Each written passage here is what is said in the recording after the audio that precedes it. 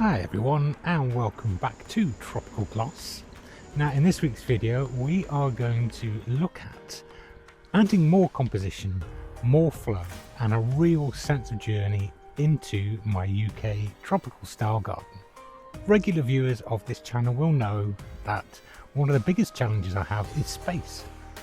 The actual planting space where I can get plants in the ground is only 10 metres by 5 metres, which presents me with some unique challenges. There are some fantastic gardens that have really given me some inspiration. The first one is Tiki Tropicals. Brendan has created a real sense of journey in his garden. Of course the size is a lot larger than mine, but everywhere you look there's twists, turns, hidden aspects of the garden. A real beautiful view, and of course covered by a canopy of exotic tropical and jungle plants. The pond project that Brendan is doing at the moment is just truly immense, so please go and check out his site if you haven't already done. And here is the ultimate jungle clearing.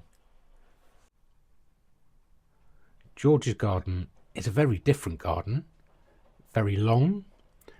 But what I love about his garden is this complete immersion in the plants. He's made use of the space with a long path going through the centre with slight curves in it, huge gunneras, and just an immersion, as I said before, with a great canopy towering above you. Again, please go and check out George's jungle garden if you haven't done so already, because what an awesome garden. And his new project, well, I'll leave George to explain that.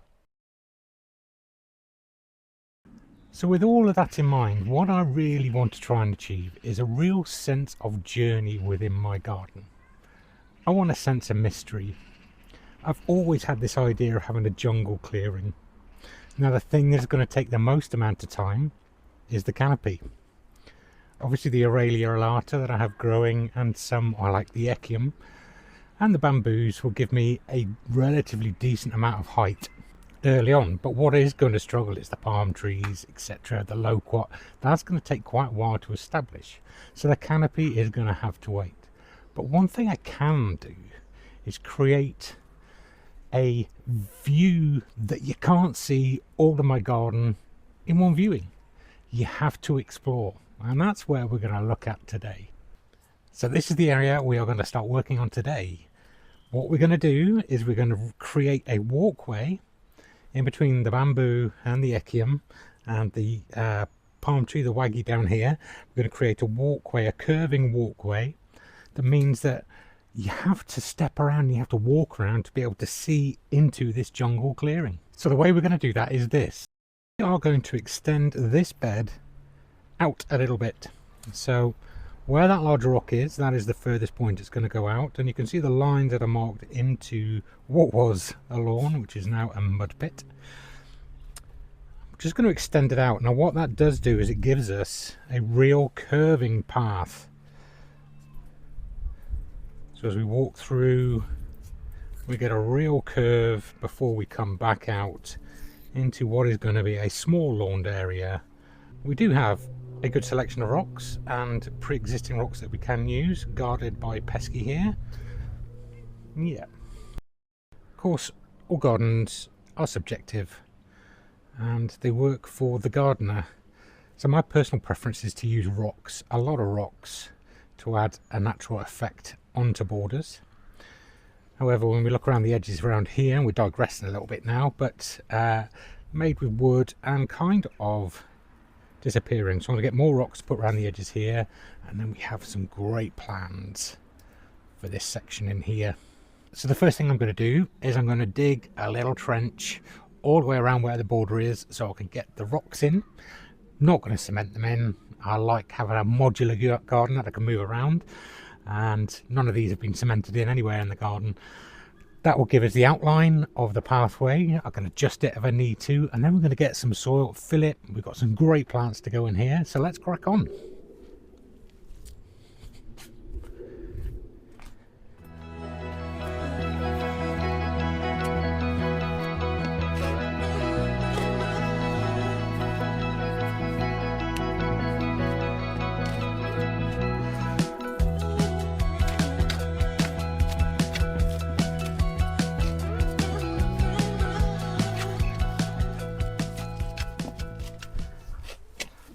So that's the edges dug out,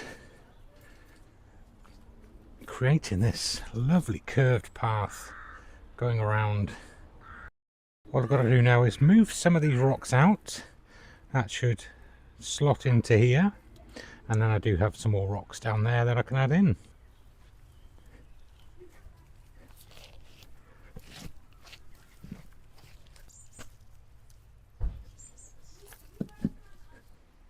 So that is the rough outline with some rocks in place. It's just extended it out, but now you can actually see the walkway as it comes around, and now it'll open up into this expanse of canopy and lush green plants. The idea is eventually this loquat will grow up and fill this space here. The Aurelia alata is deciduous, but that does create an enormous amount of foliage in the summer. The camrops will grow up, and then we're going to be surrounded by scheffleras and palm trees, bananas. So 360 immersion into a garden. So the next stage is to just top this all up with topsoil. I've no doubt I've got to move some plants around at some point, like these Allostria tulas, but I do have some ideas of plants which are going to go in here, which we shall plant up today.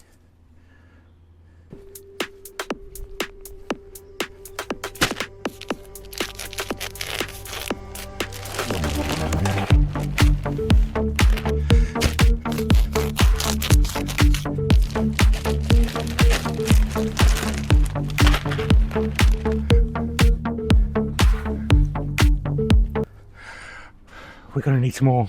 Come on, let's go.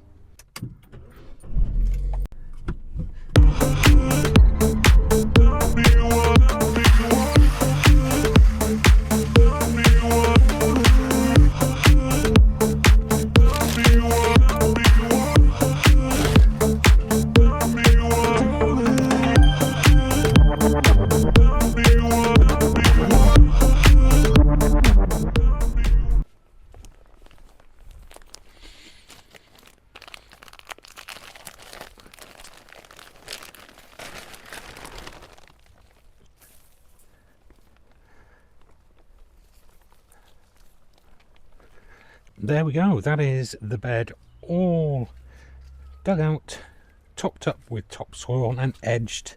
Yes, it looks rustic, yes, it looks a bit ramshackle, but that's the way I like my garden. I don't really want my garden to look contemporary or, you know, edged in with sleepers and things like that. I just like it to look ramshackle. Kind of goes with the way that I am as well. But this, as you can see now, it's a beautiful path curving around that we have here. So one problem we have to fix is this mud. This was a lawn originally, it is no more. But that is for another video. So the first two plants which are going to go in, now this is all done, ready for planting. This one is Miscanthus sinensis Rossi. If you look back at my Pan Global Plants video, this is the one, the grass that I picked up there. It gets to about 2 meters tall, and but it's the autumn colors which are stunning in this. Very flowing, lovely green in summer, has amazing flower heads as well. So this will look really good here. Behind it we have the Miscanthus giganteus, which would be towering above it, and this will kind of mirror it as well, giving another sense of mystery. Can you walk between the grasses? And then the last video we did, we dug up this cordyline. It's been in a pot just resting. I think here is a perfect place for it. I do like the idea of having to walk through foliage. I'm going to get wet obviously, but I just like that feeling. Real immersion in a garden. So the first one we're going to get in is this cordyline right on the edge here. Both these plants have been out all winter, so I know they're as tough as old boots. So I'm not really concerned about any late frost and things we get with this, because the Miscanthus is dormant and the cordyline, well, just tough. Might get nipped by the frost here and there, but That's the angle. There we go. Maybe even a little bit more. There we go.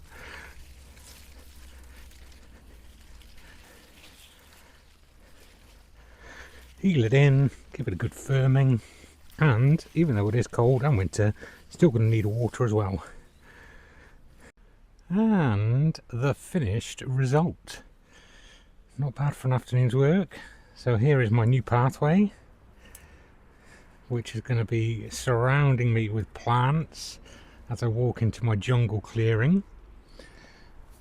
And as you can see here, I have plenty of new planting opportunities here. That grass is going to grow lovely there, and the cord line acts like a sentinel, a gatekeeper if you will, into the next part of the garden.